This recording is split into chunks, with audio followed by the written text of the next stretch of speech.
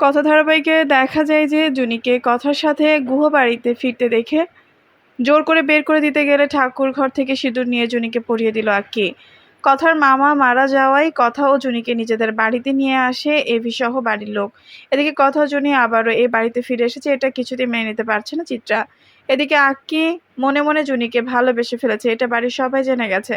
এদিকে বাড়িতে জুনিকে নিয়ে আসায় বাড়ির সকলের সামনে জুনিকে বাড়ি থেকে বের করে দিতে চায় চিত্রা, কারণ জুনিকে নিয়ে ইতিমধ্যে বাড়িতে অনেক কাণ্ড ঘটে গেছে, তাই দ্বিতীয়বার সেই ভুলটা আর করতে চাচ্ছে না আক্কির মা।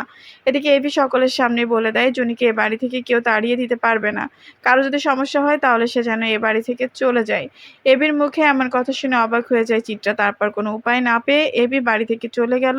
সেই সময় জোর করে জুনিকে বাড়ি থেকে বের করে দিতে যায়। এদিকে এমন দৃশ্য কিছুতেই মেনে নিতে পারছে না আক্কি। তাহলে এবার জুনিকে জোর করে বের করে দিতে গেলে ঠাকুর ঘর থেকে সিঁদুর নিয়ে জুনিকে পরিয়ে দেবে আক্কি। তো বন্ধুরা, কি হবে এবার? এখন একটা লাইক দিয়ে এবং কমেন্ট করে জানিয়ে দাও তোমাদের মতামত। ধন্যবাদ।